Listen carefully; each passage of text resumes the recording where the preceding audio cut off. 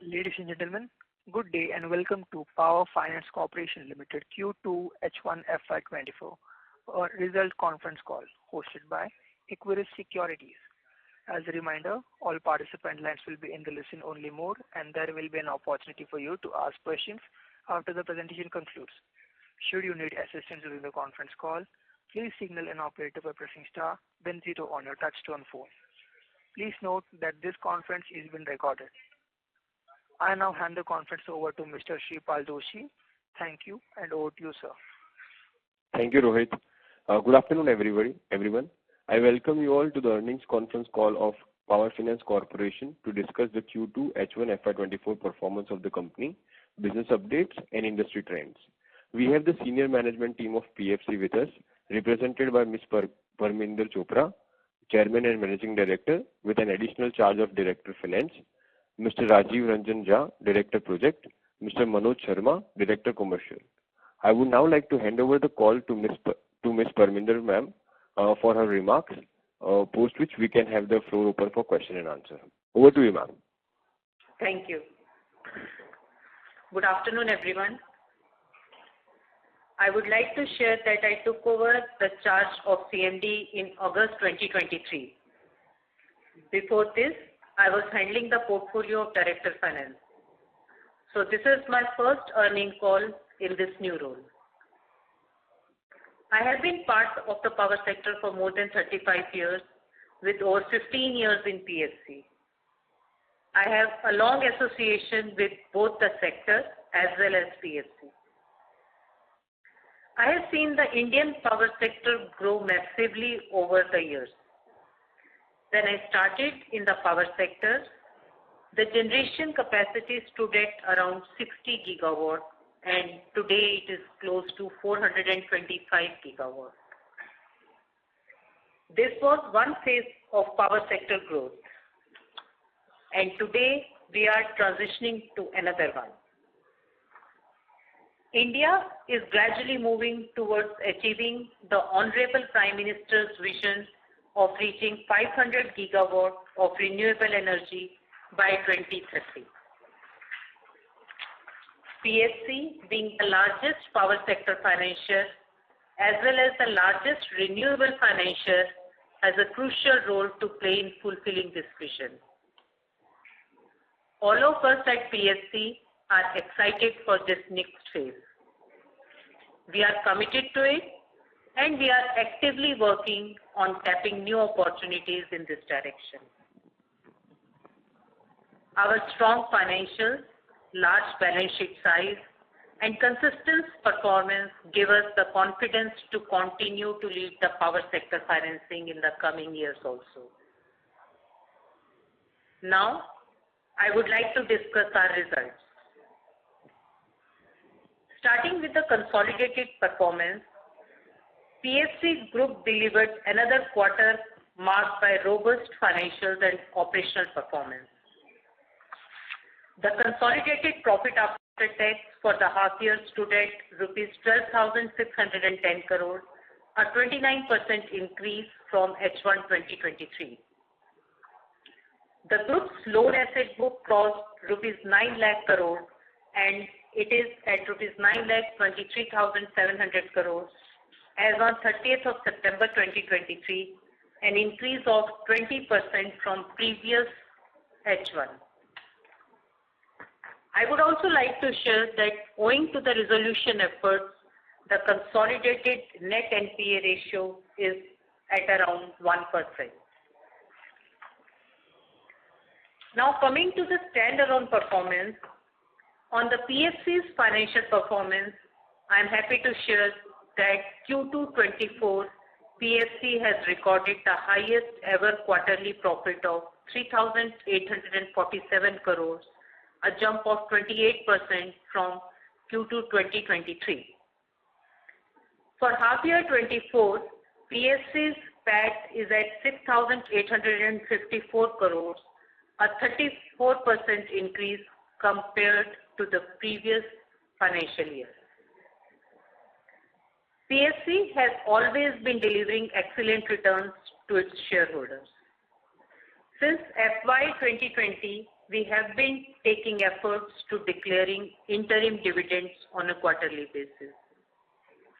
I am pleased to announce that continuing with this practice, this quarter also we have declared an interim dividend of ₹4.50 per share. Also, I would like to share that the allotment of the bonus issue of 1:4 announced in the previous quarter has successfully closed. Now, post this, our equity share capital stands at ₹3,300 crores. For the purpose of dividend, if we compare it with pre-bonus capital, it would have been ₹5.60 per share. Now moving on to PSC's key financial indicators. The yield for H1 2024 is at 9.92%, a 7 bps increase from Q1 2024 yield. We have been increasing the lending rate since December 2022 to reflect our higher cost of funds. The impact of lending rate increase is now becoming gradually visible in our numbers. The cost of funds for H1 24 is at 7.41% as compared to 7.30% in H1 2023, which is in line with the movement in the market benchmark rates. This increase is within our expected levels and is also further expected to keep moving, keeping in view the market conditions. With the current yield and cost, the interest spread is at 2.51%, which is well within our guided range. Now, I would like to give an update on the PSC's capital levels. We have been consistently maintaining healthy capital adequacy quarter after quarter. As on 30th September 2023, our capital adequacy is 24.86%, a 57 bps increase from September 2022 levels owing to internal accruals.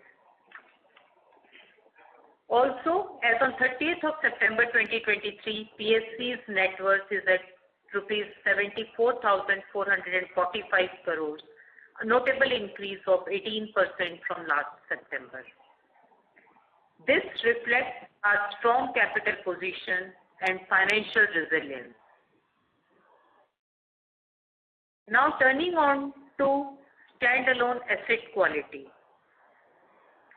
I would like to share that we have maintained the asset quality at the highest level. We have added no new NPAs in last 1 year. Our net NPA ratio for H1 2024 is at 1%, which is the lowest in last 6 years. Further, our gross NPA levels have also declined significantly by 109 basis points from 4.75% in H1 2023 to 3.67% in H1 2024. The other part of asset quality is the resolution status. Currently, we have 22 stressed projects of ₹16,497 crore in stage 3, out of which 13 projects worth ₹13,899 crore are being resolved under NCLT, and the remaining 9 projects worth ₹2,588 crores are being resolved outside NCLT. Out of these 22 projects, as shared earlier, 2 projects with outstanding amount of 2,789 crores are in advanced stage of resolution. First of which is the Lenco Amarkantak project of ₹2,376 crore. It is a 1920 megawatt thermal generation project.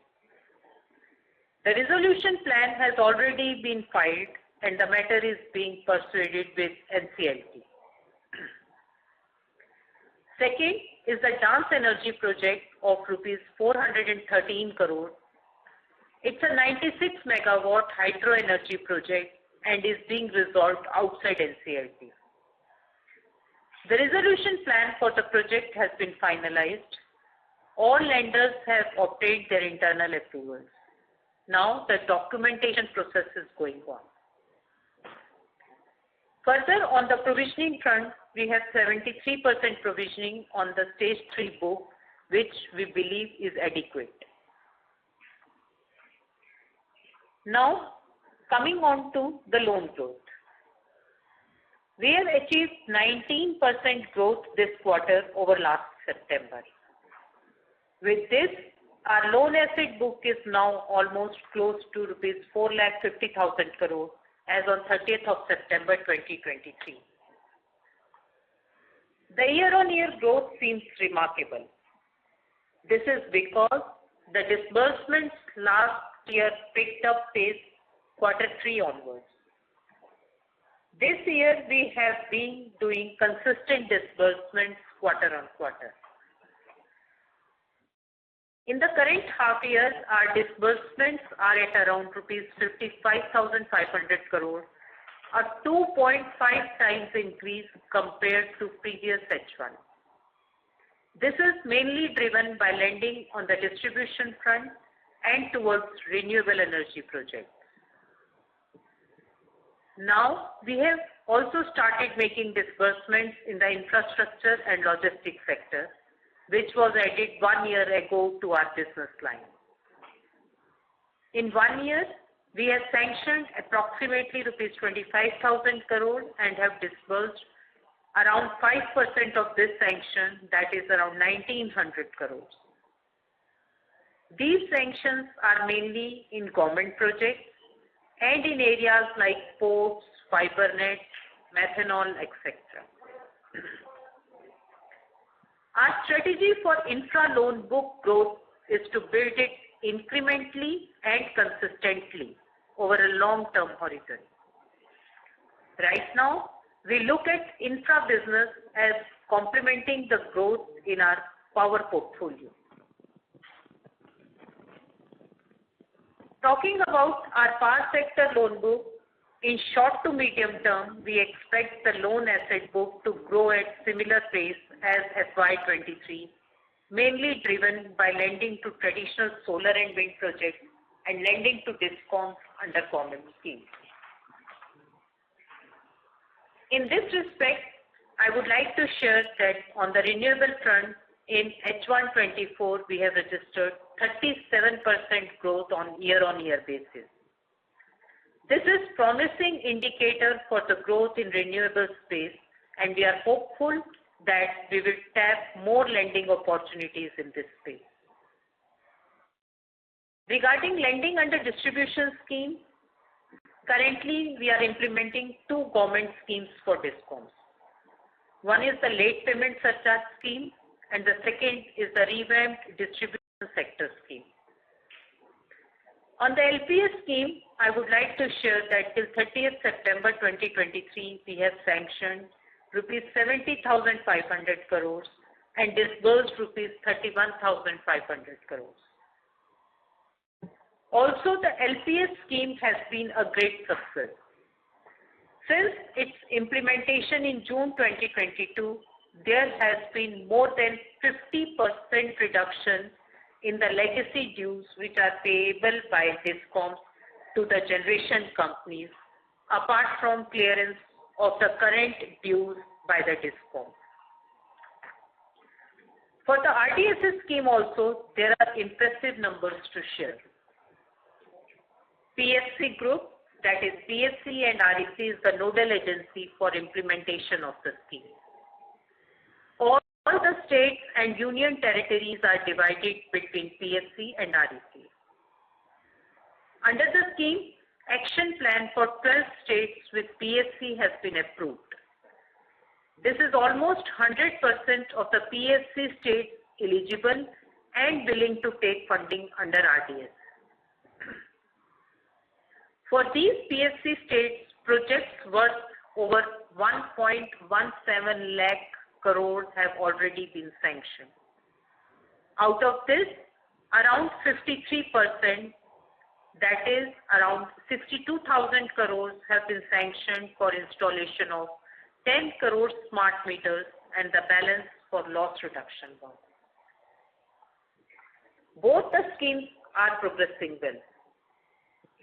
LPS is on one hand improving financial discipline of DISCOMs, whereas RDSS is a multi-dimensional scheme focused on DISCOMs modernization, improving operational efficiencies and financial health through a milestone-based approach. The smart metering under RDSS is another area which I believe has the potential to be a real game changer for reducing the mounting AT&C losses. Both these schemes together are expected to bring positive changes in the entire power sector value chain. Now coming to the medium to long-term growth outlook.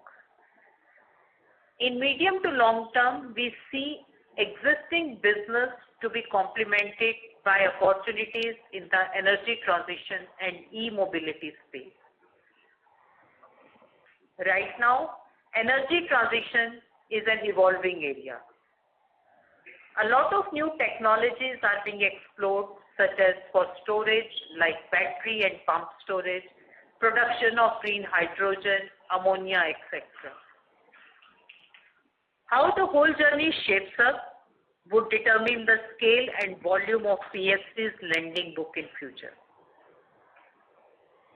But just to give an overview of the size of the opportunities going forward, as per the National Electricity Plan, approximately rupees 33 lakh crore of investments are required by 2032 in the power sector. I would like to share that PFC is currently the largest lender for renewable sector and has supported 25% of the current installed renewable capacity. Going forward also, we expect to maintain a similar share for energy transition financing in power sector. Now coming to the liability side. Diversification of borrowing profile has always been our thrust, and we have been actively taking steps in these directions. In this quarter, on the domestic borrowing side, PFC issued its first 3-year zero coupon bond and raised approximately 480 rupees crores. This is the first time that any government company has issued such 3-year zero coupon bond structure in last 7 to 8 years. Also, in the last quarter, we have successfully raised around rupees 2,800 crores through our second public issue of taxable bonds, which was oversubscribed by more than 5 times.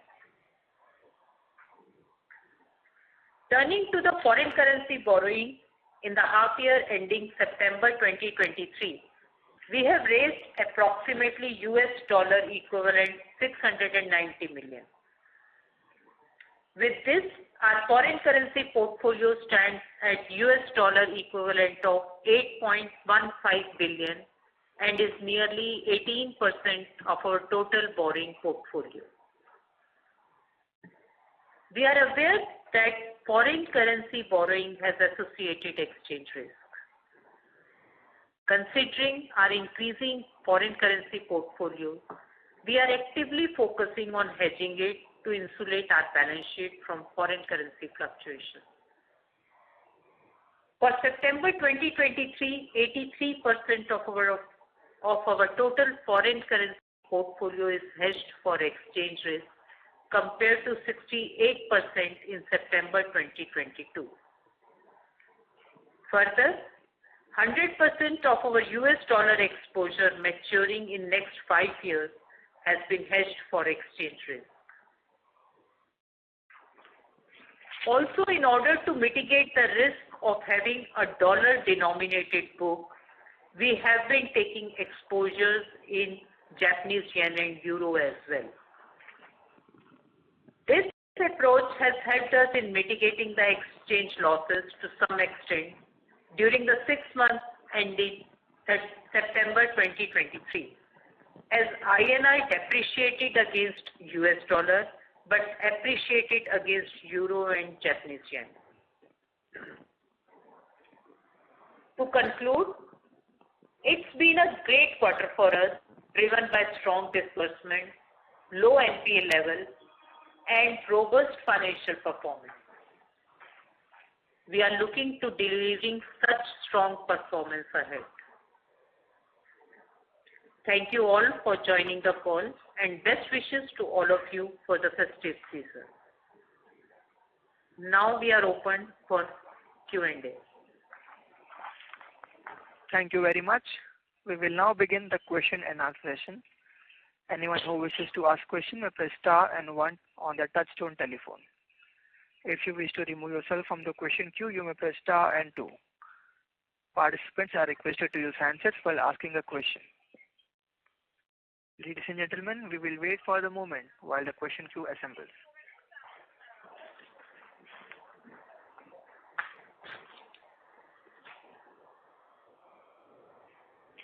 The first question is from the line of Shreya Shivani from CLSA.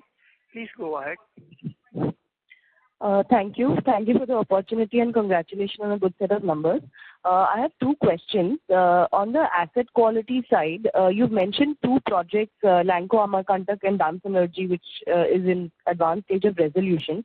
Can you also help us understand if there are any more projects that may get resolved in this financial year in FY24, and if you can help us with their names? That is first. Second is on the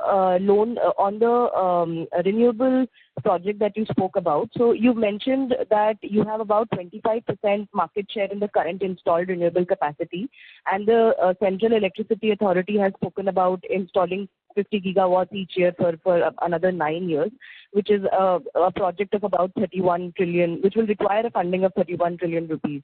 So is it fair to expect that you'll have 25% market share in that as well? And if that is the case, can you give us a better understanding on what kind of loan growth can you deliver? The 19% that you're delivering this year, is it sustainable for the next 4 or 5 years, or any guidance around how large your renewable loan book can become or your total loan book can become, and some guidance on the margins as well?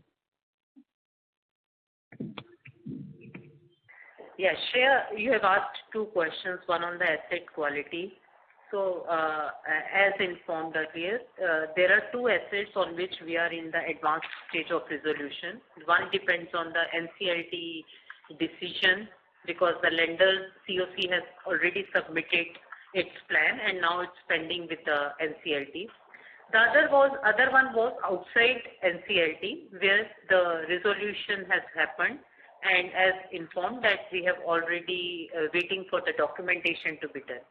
We are expecting 1 or 2 more resolutions to happen this financial year, but right now we will not be able to share the names for that. This much I can tell, that they are in the advanced stage of resolving, and the meetings are going on.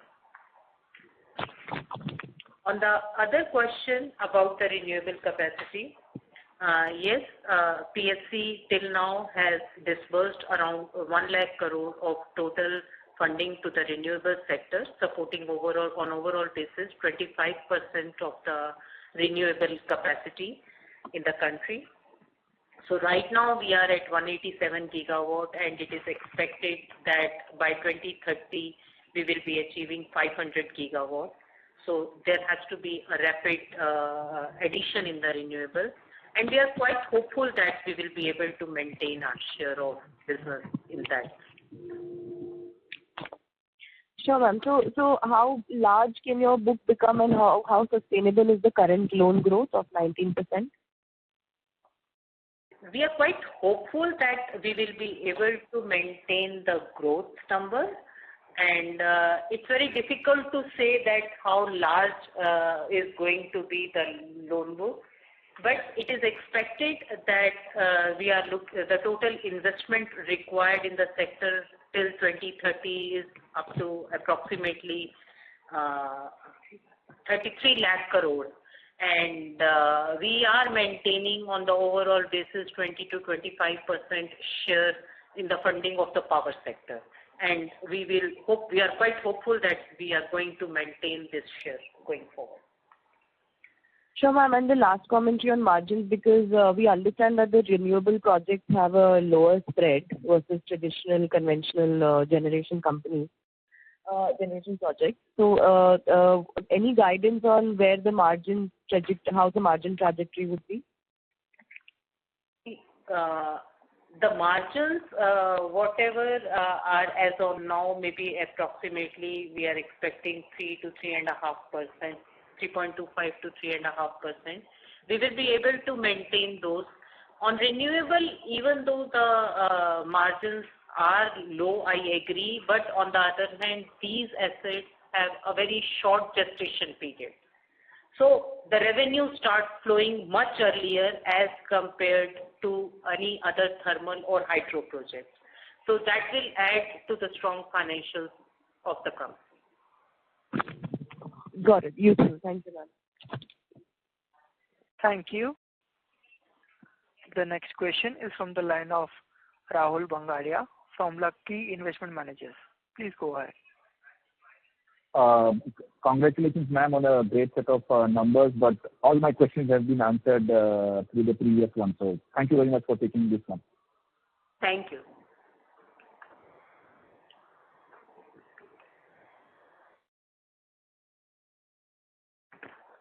Thank you. Before we take the next question, we would like to remind participants that you may press star and 1 to ask questions.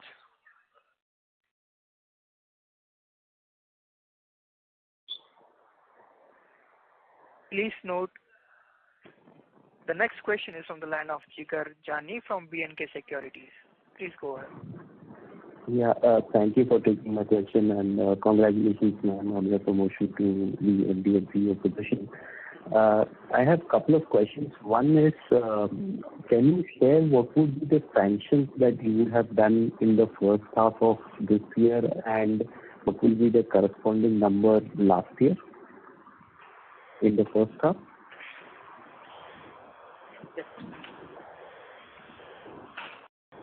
This current financial year first half, we have sanctioned 1.17 lakh crores as against previous year full financial year we have sanctioned 2.30 lakh crores. Okay, ma'am.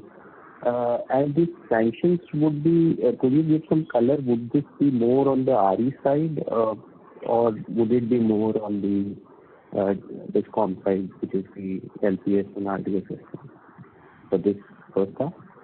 As we have already shared that the major portion for this year's sanctions as well as disbursement is majorly on the distribution front, which includes funding under the late payment surcharge scheme as well as under the RDSS scheme. Whereas we have also funded for the generation across the thermal and renewable and other. This also includes the transmission sector fund sanctions in the pipeline. Okay, understood. And second question, ma'am, we have done a very strong disbursement in this quarter on the distribution side.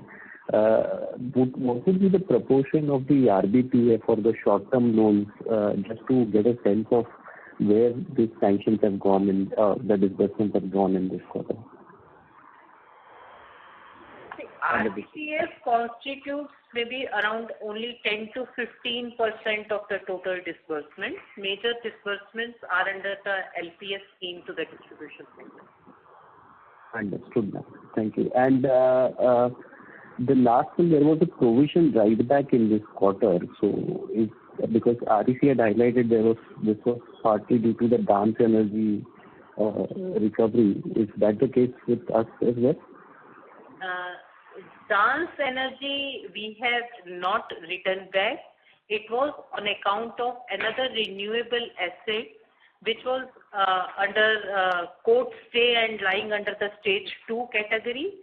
However, the asset has been resolved with the change in the management, and the reversal of provisioning of approximately 540 crores was there on account of the resolution of the asset. And this was sitting in stage 2, which is why there is no change in the stage 3 asset. Right. Due to the court stay order, it was lying in the stage 2. Okay, understood. And just last question, could you share what would be our NIM, yields and cost of funds for the quarter? You have given it for H1 in the presentation. Can you share it for Q2? So it will be the same as H1. The yield is, as on 30th of September, is at 9.92. The cost of funds is at 7.41. Whereas if you talk of the NIM, it's at 3.37 and the spread is at 2.51. So it would be same for Q2 and H1. Yeah, because it's as on 30th of September. Okay, that's okay. Okay. Thank you so much for answering my question. Best of luck. Thank you. Thank you. The next question is from the line of Tridib Bhattacharya from Edelweiss Mutual Fund. Please go ahead. First of all, congratulations on good numbers, and I truly appreciate the transparency that is beginning to show up. That's first. I wanted to ask that could there be a stake sale by government or, at any point in time that we can think about for your company going forward? See, right now there are no indication from the government regarding this, and this is the prerogative of the government of India to do so. Okay. And apologies if this has been asked earlier. How should we think about your growth in the context of power demand growth or power growth, power situation in the context of the country? If you could relate these two, that would be great help, please. Thank you. That's the last one. Yeah. Right now we are looking at the peak demand of power at 233 to 240 levels, and to meet the continuously growing demand, the Government of India has decided to add additional capacities for the generation. So as against the 480 gigawatt as of now, it is expected that the capacity is going to double in next 8 to 9 years. So if we have that, so that at the consumption for the electricity is growing at 7.18 CAGR till 2027 as per one of the estimates. So to meet this growing demand, there would be a lot of requirement of funding for the power sector. Wherever there is if you leave apart the renewable sector, the banks and the other institutions are not coming forward for funding of the generation project, be it in thermal space or in hydro space. So it is the two major agencies which are focusing on the power sector. They are coming forward and funding. So what we understand that going forward we are going to have a lot of opportunities for funding for the power sector. One, to have the increased capacity addition. On the other hand, the increased capacity addition has to be with the energy transition also, which is again is a capital intensive if we're talking of storage leading to battery storage or the pump storage for a sustainable renewable grade, or we are talking of the green hydrogen, green ammonia projects, which are again highly capital intensive plans. So we have a lot of opportunities for funding, and that is why we are expecting that we will be able to maintain the growth momentum for increase in our loan book. Thank you. Thank you. The next question is from the line of Sandeep Joshi from Unifi Capital. Please go ahead. Hello, ma'am. You alluded to it in your previous answer as well about the growth and the opportunities in renewable. I just had 2 points here. See, we are fighting against a large base. We are almost 4.5 lakh crores. So despite that, on a high base, you think we can maintain the sort of the mid-teen sort of growth rate? Is that sustainable? So just again a clarification there, and also see the renewable projects are also lower gestation. Unlike thermal projects which are longer gestation projects, so we'll have to keep on lending there. So again, that problem of growth rate sustainability that comes in. So if you would just give your thoughts there again, please, that would be helpful. See, that is why I think you have rightly pointed out that on the enhanced base we are talking of the growth, because that is, we are not telling you that we are going to grow at 20 or 25%, because we know that our base is growing day by day. We are growing on the base, so that we are keeping our target for growth under around 15 to 20% only. So, and we expect that if we are able to capture the share of the total investment in the power sector, we will be able to achieve. That is, as per us, is going to be a realistic figure. So on the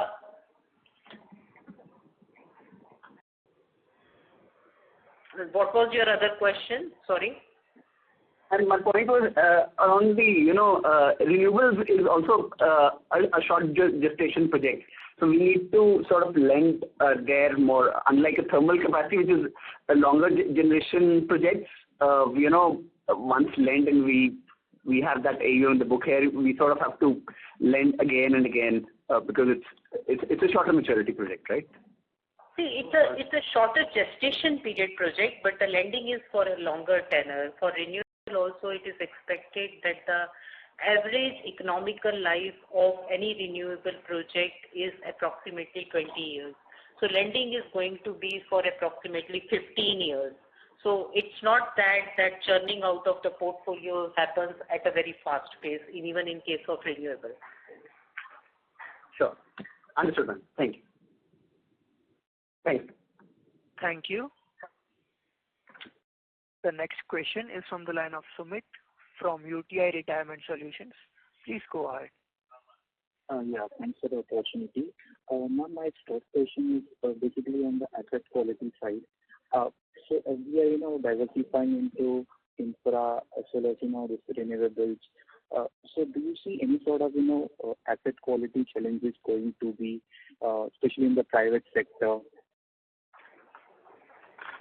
See, with respect to the renewable, the most of our lending is to the private sector.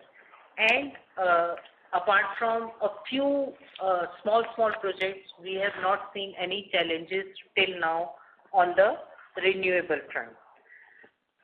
On the infra, basically we already shared that our strategy for the infra loan book is going to be, we are going to incrementally build the portfolio on a consistent basis.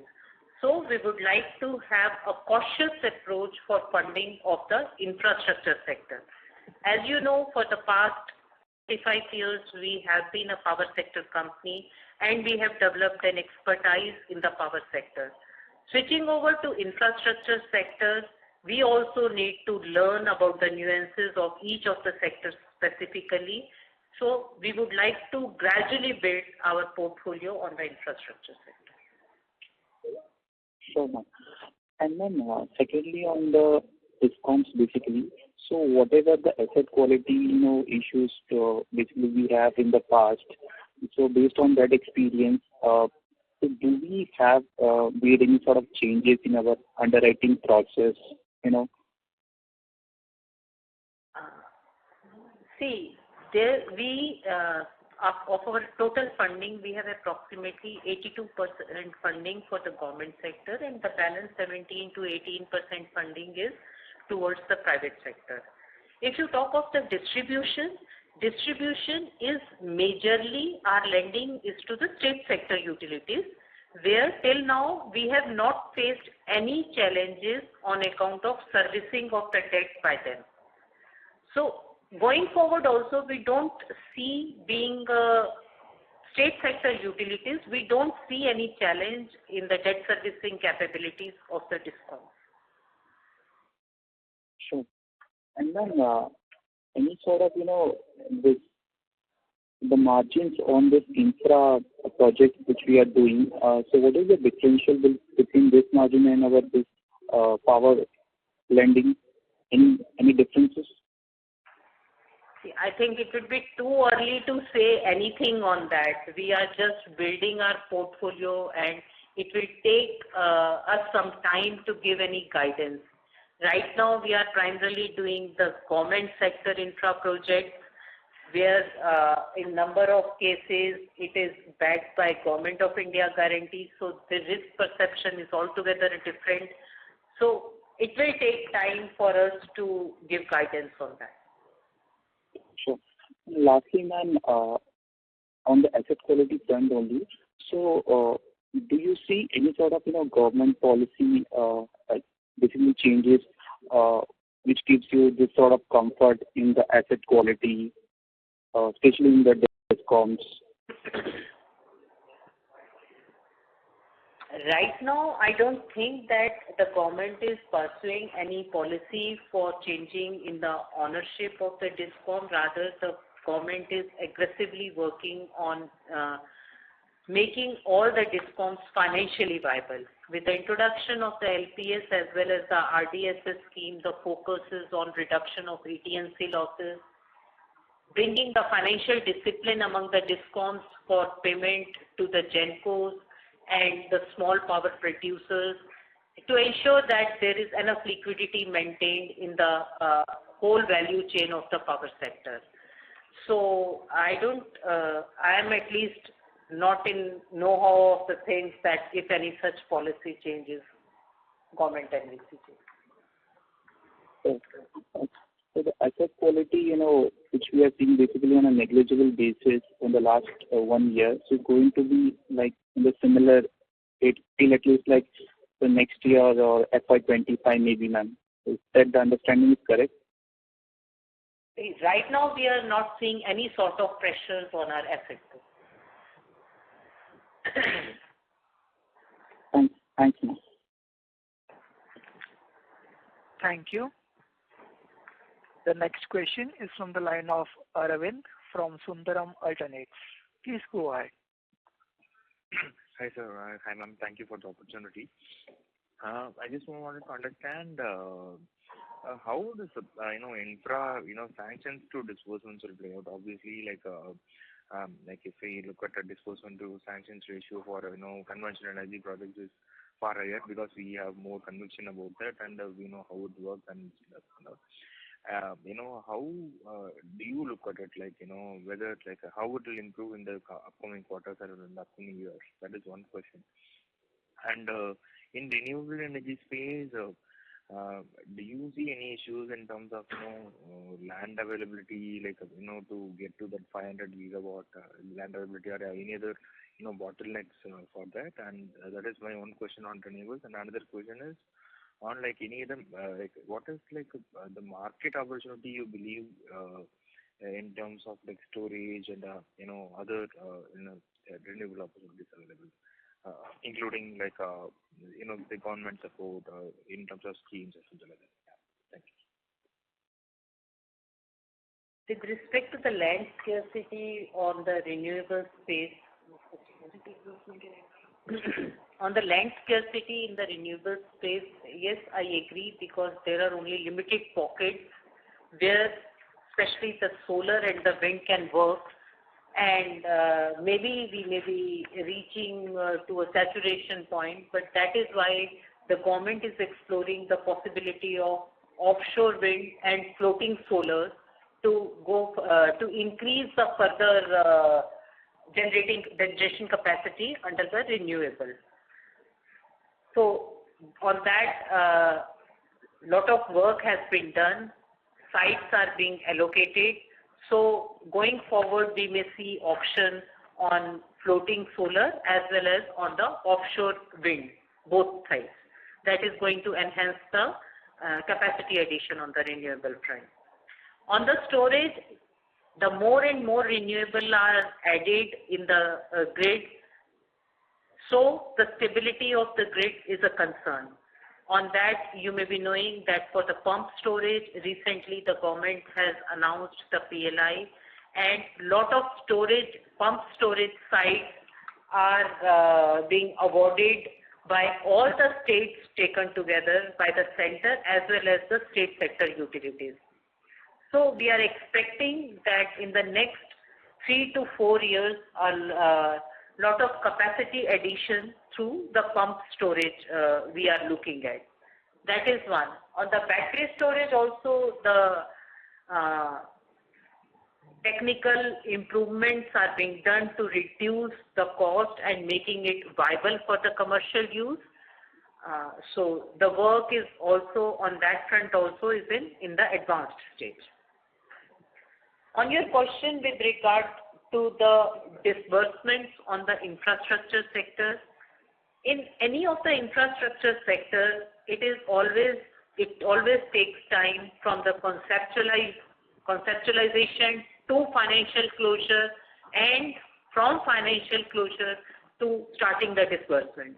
Because in case of infrastructure sector, we do impose conditions like placement of contracts for that, acquisition of land, and all related approvals should be in place before making the first disbursement.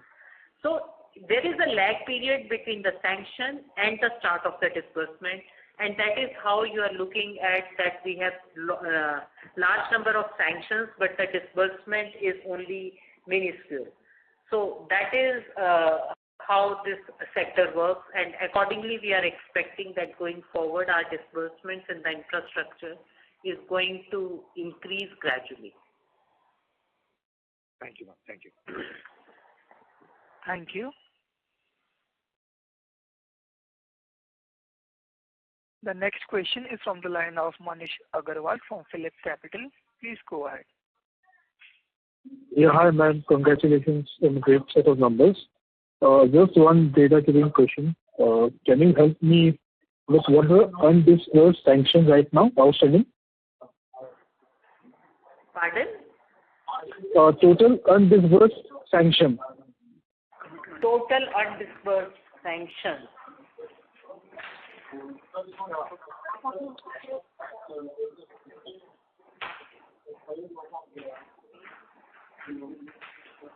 So we will be able to share it separately with you about the outstanding sanctions not yet disbursed. Okay, ma'am. No issues. Thank you very much and congratulations once again. Thank you. Thank you. Thank you. The next question is from the line of Sripal Doshi from Equirus Securities. Please go ahead. Hello, ma'am. Congrats on a good set of numbers. And I just had a couple of questions. The first question was pertaining to our ECL policy. So is there any thought process to tweak our stage 1 and stage 2 ECL policy? Because we are already maintaining close to 90 basis of provision coverage on stage 1 and stage 2. So is there a thought process to tweak that? We have appointed an external consultant. CRISIL is our consultant for ECL. So they are working out on the various that are overall power sector outlook on a particular borrower. If it's a state sector borrower, then the state sector finances are taken into account. The policies of the state government are also taken care of. And importantly, for the state sector, which constitute a major part of our loan book, we have never had any NPAs. So the past performance is also being taken as a part of ECL. So I think whatever policy we have for the stage 1 and stage 2, we are maintaining the provision adequately on that. Got it. Ma'am, this also the second question was, we are having 13 projects which are getting resolved under NCLT and close to 9 projects which are outside NCLT. So, how many of these projects would be overlapping with our subsidiary? Wherein we will be a common lender to the same NPA account as our subsidiary. See, in most of the projects, if we talk, which were thermal projects at that point of time, I think because it is always used to be a large consortium, so you will find both PSC and REC to be member of the consortium. Okay, so is it fair to assume that this 22 projects that we have, most of them will have REC also as a co-lender?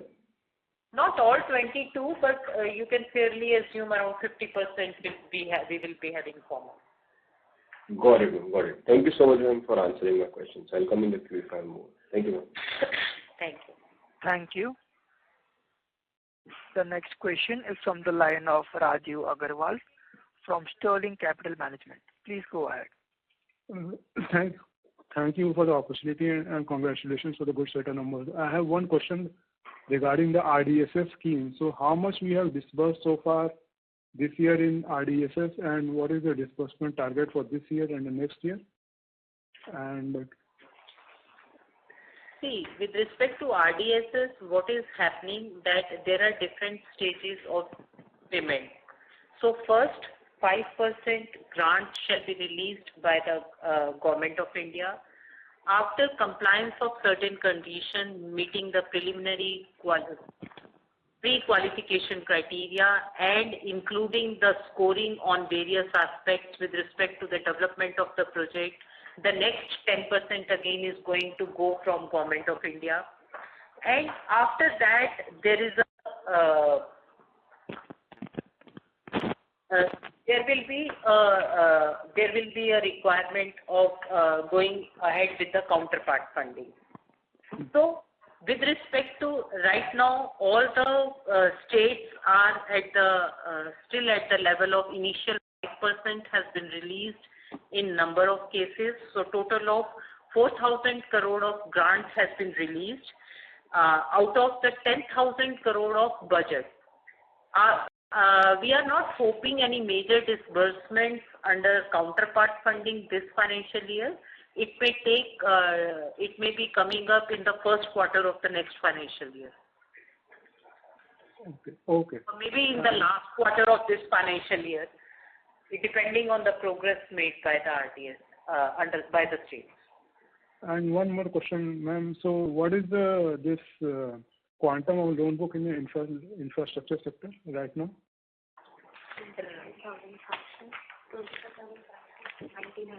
Right now we have sanctions of 25,000 crore and 1,900 crore has been disbursed so far. Okay, thank you, ma'am. Thank you. Thank you. The next question is from the line of Abhishek Maheshwari from Skyridge Wealth Management. Please go ahead. Yeah, hi. Thank you for the opportunity. So I wanted to understand that our net interest margins are going to be seeing a declining trend gradually, slightly declining, not much. But do you think the market is big enough to make up for it in terms of PAT levels? What I mean is, are PAT levels going to continue to expand, keeping in the mind that capex intensity is picking up and the market is so big that it will cover up for lower NIMs and spreads? Yeah, I think you are right that we will have that much of opportunity available with us. Okay, good to hear that, ma'am. Secondly, any thoughts about competition from the banking sector? If you can share some clarity on that. Banking sector has always been funding various sectors. They, in the past also, initially they have aggressively came up for funding for the thermal power project. Then, as you know, that everybody has burnt their fingers.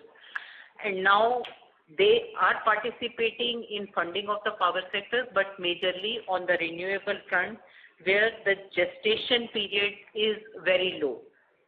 On the long gestation period, we have not seen much participation as of now.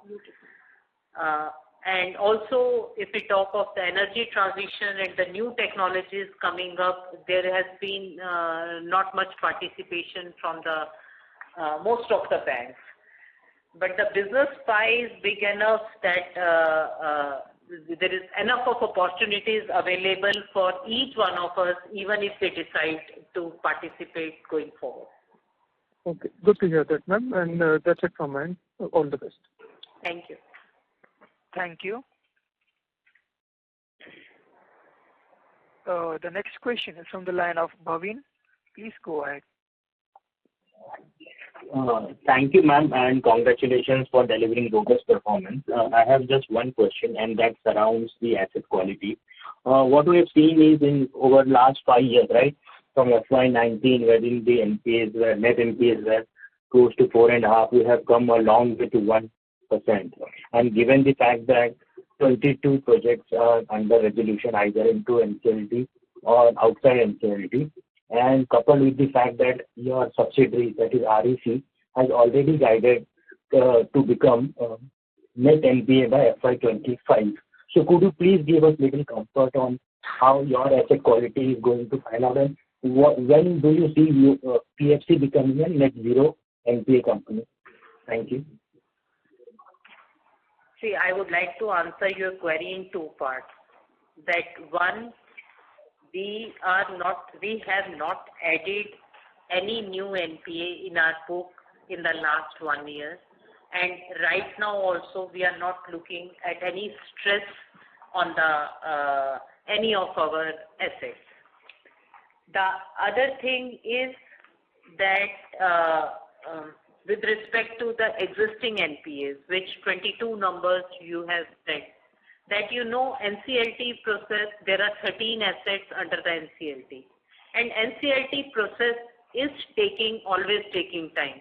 There are few projects that for the last 2 years it has not still been admitted in the NCLT. Once admitted, it is going to take a long process.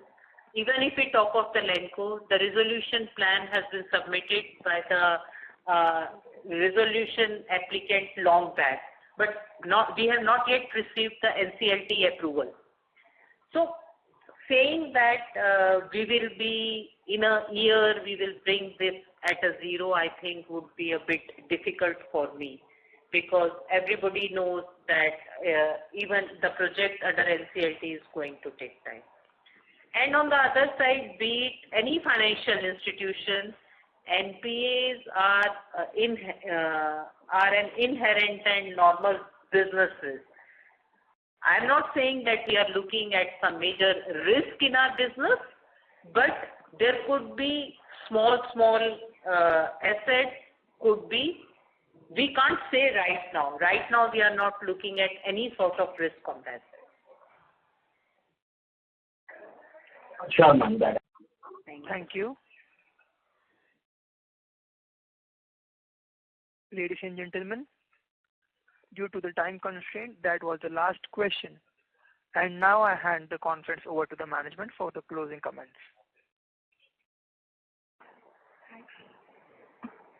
Thank you very much for all of you to participate in this conference, and looking for the support in future also. Thank you very much. Thank you.